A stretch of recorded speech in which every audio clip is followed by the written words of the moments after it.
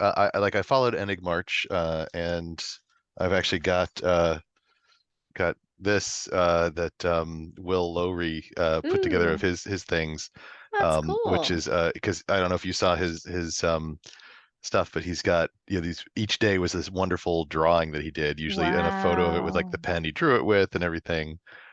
So anyway, he had made one for himself, but it had it says EnigMarch 2020. You probably can't see it on the side because of the lighting, but anyway, it says EnigMarch 2022, but on the front it said 2020, and he's Oh, like, wow. "Oops, I screwed up. I got this printed." I'm like, "Hey, I'll buy that from you. I don't mind if it says the wrong year on it because I liked his artwork." So anyway, he sent that to me and printed one for himself with the right year on it.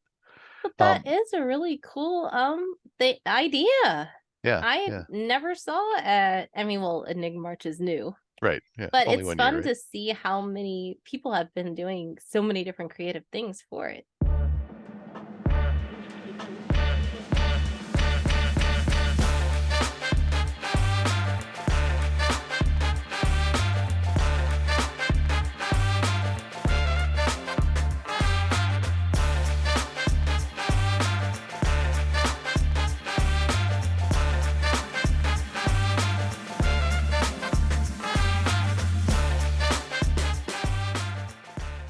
I'm Brett Kuehner. I've uh, got a company called That Guy with the Puzzles, which just came about because I figured people referred to me as that anyway, because I usually have a bag of puzzles. I really like mechanical puzzles, physical puzzles. You can see some behind me here, that are tactile sort of things. I also like word puzzles and other things, but and I've designed some escape rooms. I do tech for escape rooms, and I've created puzzles for some like Netflix promos and other things. So I've done a bunch of different things.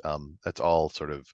Worked full time doing escape room design for a year, but then after that, it's been kind of on the side. So, but it's a lot of fun. I like working with other people and trying to help them bring their ideas into functioning escape rooms. That's great. What is your favorite type of puzzle? My favorite type of puzzle is probably puzzle boxes, and box doesn't necessarily mean it looks like a box, but it's a object with, that you can open up. And my favorite kind are what are called sequential discovery, where you discover kind of tools along the way, as you go. Actually, this puzzle here, um, called Oliver, he's a piggy bank, he's a pig, and you find things about him and discover that, oh, if I pull on this piece here and move this other piece, then oh look, it opens up. And then there's other things you can find, and it's like, oh, that piece there looks suspicious. Maybe that's a tool, etc. And so then you can work your way through the puzzle. So that's my favorite kind. Those are nice, where like it's the self-contained multiple puzzles Right. that It's a whole interlock. story. Like a good one is a whole sort of journey you go on of discovery. I really like escape rooms for a similar reason. And when I design an escape room, it's sort of like a puzzle box. You're escaping from inside. I like the like, aha, I found this. Now I'm doing this thing, and now I found something new, and something new is revealed, and that's really, really enjoyable. Yes, the process of finding a puzzle that helps you with another puzzle. That's really gratifying to me as well. Yeah. When did you start puzzle making? Um, I've had ideas for puzzles for a long time, but I don't, other than like simple ones and stuff when I was a kid, I probably made serious puzzles when I started doing escape room design. That was like 2016 thereabouts. And those are certainly ones I've designed that the most people have solved. And the things I did for Netflix for promo for Tribes of Europa and for how to sell drugs online fast. Those are both promotional things for those series.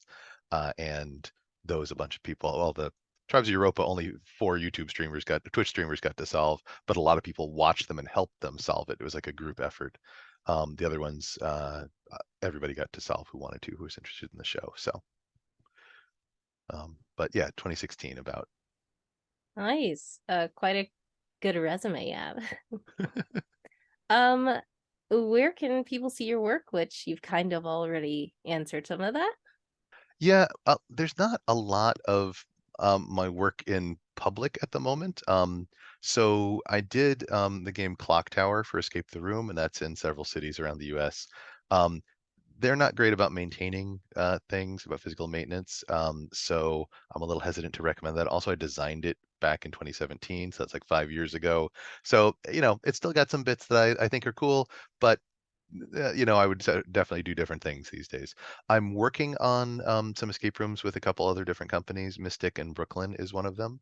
And I'll be very excited when that room opens because they're two initial rooms that I had nothing to do with, but I just liked as a fan, were really good, and this one I think is going to be good as well. So right now, yeah, not too much stuff out there.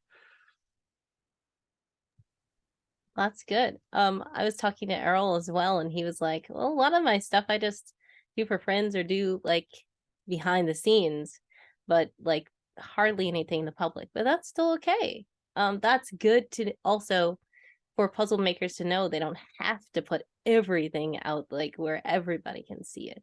As long as you're making puzzles and having fun, that's a good thing. Yeah, I mean, if it's just a puzzle for friends and family, that's good enough. If it's something you want to share, the great thing is about the puzzle discords and the puzzle community on, whatever social media you're on, is you can just share it, and people are enthusiastic about trying it. Somebody says, "Hey, I just had this idea for a puzzle," and it took them maybe 10, 15 minutes to come up with, and they put it up on Discord, and other people solve it, and the solvers get to have the fun of solving it. The creator gets to have the feedback that yes, that was good, or hey, maybe this was a little misleading. That's something we talk about later is playtesting. But it's a great thing to do, like kind of casually. You don't have to take weeks to design the perfect puzzle set. You can just quick, here's a puzzle and go.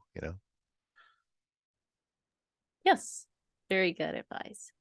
Um, why do you enjoy puzzle making? So, I like solving puzzles, and puzzle making is its own kind of puzzle. Figuring out either how to construct a puzzle that only has the one answer you want. That's a challenging puzzle. Or it's like, oh, I need a way to, turn these things into letters unambiguously. And how can I find the words where they're alphabetical except for the last letter, which is reverse alphabetical or whatever. You spend a lot of time searching for things like that sometimes. And sometimes you have to like say, okay, this is just not going to work. I need to back off and try something else. But I enjoy trying to solve that kind of puzzle. Um, and the same thing if I'm making a physical puzzle, like for an escape room or whatever, like how do I make it the most reliable, the most, foolproof and fun? I want it to be like tactile and like, what's a fun thing to do in an escape room? Oh, I'm going to move this thing from here over to here. That's more fun than writing something on a piece of paper, at least for me. So, how can I do that? So that's my motivation.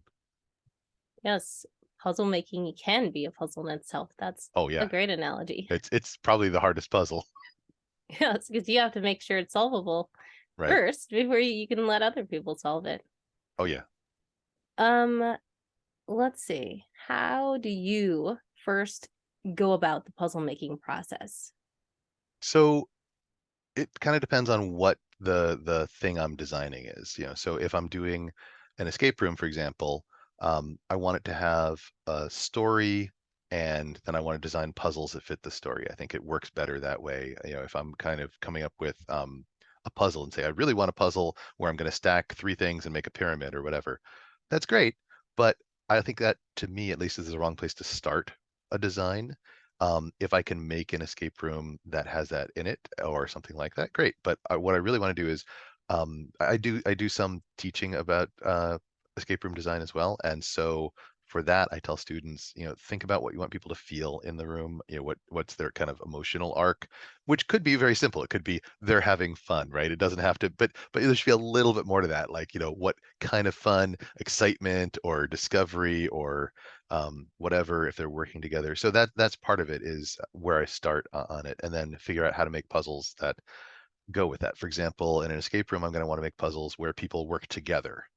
I don't want to, if everybody's off in the corner solving puzzles on their own, that's not so much fun. That's not, I do that because I want to play with friends. I don't do it because I got lots of puzzle at home I can play with, you know, but if I'm in an escape room, I want to work together. If it's for something else, then it depends on the specific thing. For example, I made a puzzle for an escape room meetup, a tour for a room escape artist. And they wanted a way to help encourage people who didn't know each other to start interacting with each other. And so everybody had a badge where they had like half of a puzzle on their badge, and it was kind of mysterious. And they first part they had to find a person with the other half of their puzzle. And so you had to talk to a bunch of people, recognize that there was some connection between those two pieces, and then you would naturally kind of work together to solve them. So it was a good way to, foster social interaction.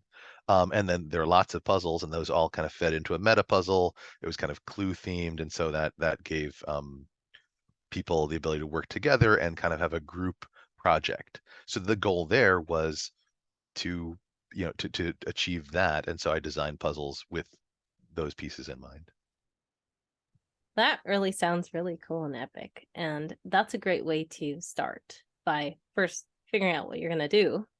And then based on that, how to go about it. Do you have any advice for new puzzle makers? Uh, yeah, probably number one advice, I think I mentioned this earlier in passing, is you need to play test your puzzles, right?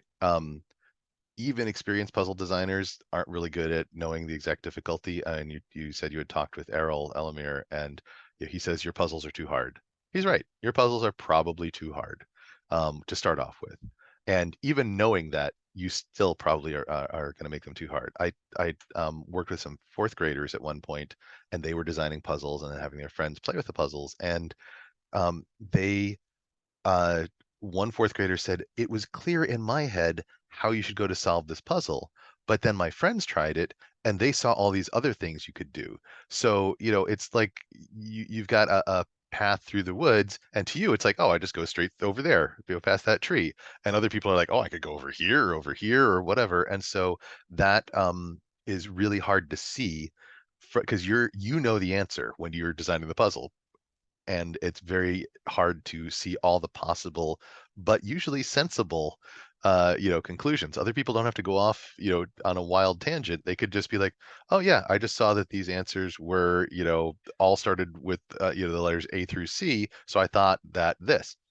That's probably perfectly reasonable. So now you have to design things a little bit differently to lead people in the direction you want. Signposting is the term usually used for that. Um, to make sure that people are going to follow the trail you want them to. And that's the really tricky part, and almost impossible. I mean, depending on the puzzle, it can be very difficult to get right on the first try. So you play test with a couple different people and get their feedback. And then okay, how it's going to go. Sometimes people say, I'm going to change the puzzle because people keep wanting to go in this direction. I'm going to make the puzzle go in that direction. I'm going to change it so that's the way to go. That's another perfectly valid thing to do. It's like, hey, they seem to be having fun doing that. Let's make that the way that works. I guess there's one other piece, which is you should know your audience. Like if they're novice puzzlers or experienced puzzlers, if they're novice puzzlers, give them something they recognize. Give them, the jigsaws or crosswords or um, there's a bunch of structures they can recognize. You can do something interesting with it, like a crossword where you extract things. You see this in the Times crossword occasionally. You have meta puzzles where you extract things from circled squares or whatever. You can add layers to it. But if you give them something to start with, people are happier. Like if it's like you look at this and they're like, I have no idea what this is. That's not fun. That's not a fun feeling, or at least for most people. So you want to give them something. And then if they're more advanced puzzlers, you can assume they know, what semaphore is, what Morse code is. They're going to be suspicious. Like if they played puzzled pint, they're going to, look for those things. So you don't have to, clue that as much. Yes, very, very good advice. What about any tips for the seasoned puzzle makers? So that gets to kind of, you I guess the advanced layer is, what's the experience you want people to have? You know how to make puzzles. You know how to make puzzles that work. You know how to do play testing. So, can you design an experience that's intentional, that's going to give people a story as they solve the puzzle, or at least an arc of emotion? And for like a crossword puzzle, it might be like a simple goal of it's kind of frustrating because you're trying to figure stuff out, but then it's excitement as you solve things. And then maybe you can add an extra layer of like, oh, there's a delightful discovery you make along the way that, you've got, a circle of letters inside that spell something out, or, something like that. So that can be good. For like an escape room, you can generate a whole bunch of different types of emotions in that. And, easy ones are like surprise or excitement or, fear maybe. But you can do other types of things that are like empathy. There's some harder ones. And so I'd encourage people who are, more experienced to try for some of that. Try to figure out, think about that up front, and then what can you do with that? Yes, the experience is very good to point out. And I do know that I am very gratified when I have a good emotional experience, especially in something like an escape room or like a puzzle uh, with sequence. Right. And what would you say to a person who doesn't think they can make a puzzle? I'd say that you don't have to make a completely novel puzzle, right? It doesn't have to be completely unique. You don't have to make it complicated or difficult. It can still be fun, right? And as a matter of fact, personally, I tend to like puzzles that are on the easier side rather than puzzles that are on the harder side. I'd rather have a bunch of easier puzzles than one or two hard puzzles. I just get more joy out of solving than of being stuck solving. And the buildup of frustration to make the big breakthrough, that's less enjoyable for me than for some people. But that's a matter of taste. But if you're if you don't think you can make a puzzle, think about, you can use tools or structures that already exist to make crosswords, to make word searches, to make so you could start with a puzzle that you like, and say you've done something in Puzzled Pint. There's one there's a Muppets puzzle set in Puzzled Pint, and there was one that had the Swedish Chef in it, and it was all a series of word transformations from like Swedish Chef speak into English or vice versa. I don't remember, but there were a bunch of rules that you had to follow, and that's just a fun process, following goofy rules written kind of funny to do that. And my wife has used that in some of her classes, or variants of that. So you don't need to come up with a whole new puzzle concept. Just say, okay, I'm going to make something like this, and figure out what you want the start and end words to be, and then some word transposition, letter transpositions that do that, and then frame it a little bit. Maybe it's not the Swedish Chef, maybe it's something else. But yeah, you can find a lot of examples and just take one that you enjoy and tweak it a little bit, put your own words in it, and then you've made a puzzle.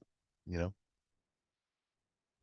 That's right. That's great advice to not have to think that you have to make the brand new thing, but you can just make a spin on something that you are already familiar with. Right. Yeah, if you wanted to make a puzzle for like around your house, right, for your family or whatever, you could, start off with like a note that you gave them that had an acrostic in it, and the acrostic said, spelled out doormat, and that sends you over to the doormat, and there's something else there, and eventually you open a box with a number that you find, whatever. None of those steps are super hard to create, and none of them may feel on their own like they're super creative or super new. On the other hand, I guarantee the person doing it will have fun. Just finding a series of notes with written instructions that aren't even puzzles to like lead you around the house and find something, that's fun. And who doesn't have fun doing that? So, just adding a little bit more puzzle layer to that, pretty easy, and you will make a fun experience for someone. So I think that was all the questions. If you had anything else to share, feel free.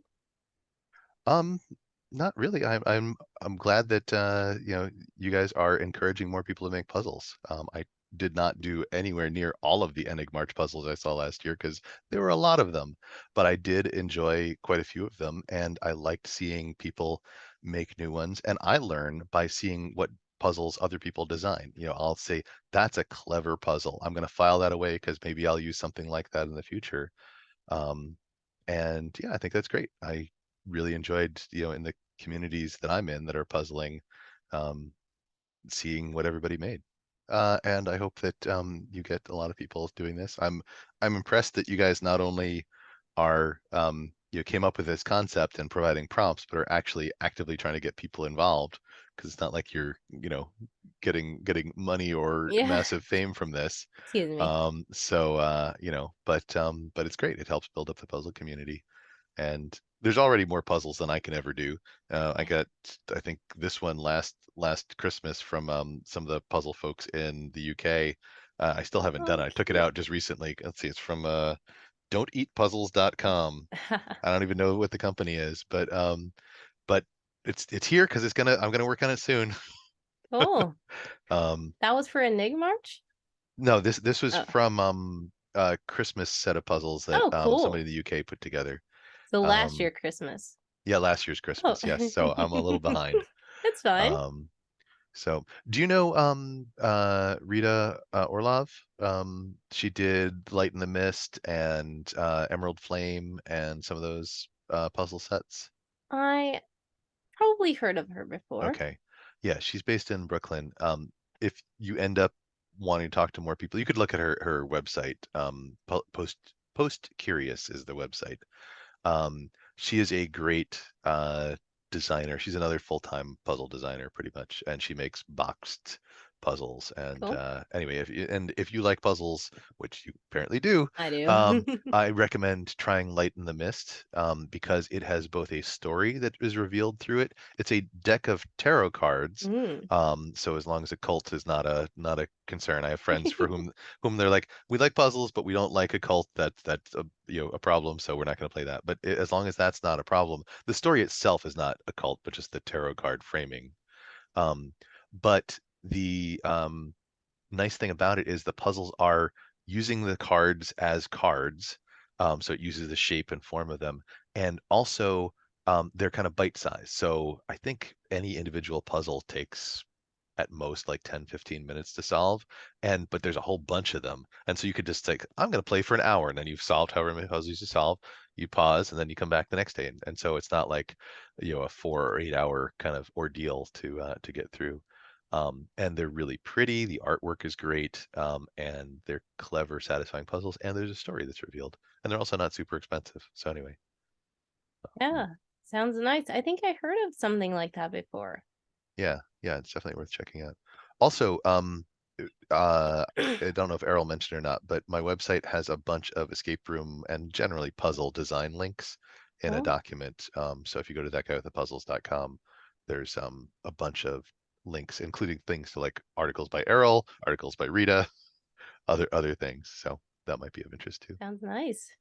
Anyway, so yeah, good luck. And you said, let's see, you interviewed Errol, and you were going to interview Sarah, and who was the other person? Bill and Danny Oh, Bill from and the Danny, right? Staples Oh yeah, podcast. they'll be a delight. Yes. Yeah, I I um listen to the people playing their games, and they always have a blast playing with them. Yeah. I ran one game for them Oh, did you? before. And I Oh, did nice. play test before as well. Uh-huh. Yeah. I just listened recently to um they had the Willy Wonka Yes. one, the one where it was David and PG, I think. David from Room Escape Artist and PG from Room Escape Artist playing. So that was entertaining. So Yes. It's always a blast to hear them and their guests. they've got quite a media empire now. Yes. And they also do the how to do cryptics. At one point, I think you I don't think you asked in the interview, but you had asked about what my least favorite puzzle types are. Oh yeah, Um, I did skip that question. It yeah, was like favorite it, least, but you it's can go it's ahead and tell me. no, it's fine. I was gonna say I don't really like logic puzzles. My wife does because she just enjoys that, and luckily doing an escape room, she'll take that, and I can do the non-logic puzzles. That works out well. But the other thing, I do not like cryptic crossword puzzles very much. And I have, you know, I've discussed this with people who make cryptic crosswords. I'm like, yeah, I feel like the creators are like kind of feeling like smug about, look at how clever I am. Partly it's because I'm not good at them. But it's interesting to hear people who are good try to break them down and get through them. So, and some people love them. So, it's good they're out there. Yeah, I like I've heard you say you like word puzzles. I love word puzzles Mhm. also. Um Errol was like he doesn't like word puzzles. But cryptic crosswords, they're weird to me. Like Yeah. I guess I don't do them enough, but it's like people like this, that. This is what this means and I'm like Okay. Well, there's so many rules about it. It's like if it like says, there's the structure, and then there's like this word means that it's scrambled up. Yeah. So that means you're going to anagram the letters, or this means you're going to take some letters out or add some letters in or whatever. And it's like, okay, I mean, it's true of regular crosswords too, right? There's things like if it's got an abbreviation, the clue, it means there'll be an abbreviated answer, things like that. My wife does the Times crossword every day, so she, can explain this stuff to me. But yeah, I find cryptics just a little Too too far. much. It's funny that Errol says he doesn't like word puzzles because A, he's a good puzzle solver, and B, he creates a lot of word puzzles. Wow. That's weird. So, the Cryptex hunt that he helps lead every year, has a lot of things that are word puzzly in it. He wrote a whole novel of puzzles, although I guess they weren't all word puzzles, but He said he liked like the more visual puzzles. okay. Um, I, yeah. But some I, puzzles have words, but he's like, I think he said something like he'd made a puzzle one time and it had words and it had colors. And he wanted them to pay attention to the colors, but they were paying attention to the words. He was like, oh no. So it's like, well, but like you were saying, different people have different mindsets. So yeah, that's good to always play test because it's not like you're trying to make the puzzle for yourself to solve. right. Yeah, and you know the answer, so you're Exactly. not gonna do that. I was thinking I might have one of Errol's puzzles around here somewhere. Um, anyway, I have he did the a coloring book puzzle Oh. that a couple years ago. But of course it wasn't just a coloring book. Mhm. So anyway, well, very nice talking to you, Yes. and Thank you. thank you. And yeah, I look forward to seeing all the rest of the interviews when they come out. Yes. Thank you so much. I appreciate you letting us interview you, and you have a blessed night. Okay, good night. Bye bye. Thank you. Bye. So I interviewed Errol already. Okay, great. Uh, and then we're going to also go for Sarah, which Okay. is the main leader of the EnigMarch project. And then Danny and Bill from Escape This Oh, Podcast. they're terrific. Yeah. Yes. So I got it's to meet them in mainly person when they were in New York a couple years ago. So that's so they were cool. like, I forget if they had just come in or if they were from around the US. Anyway, they were totally wiped out, but they were still very friendly and just very tired. Yes, they seem so cool, and I've Yeah. never met them in person, but that sounds very fun.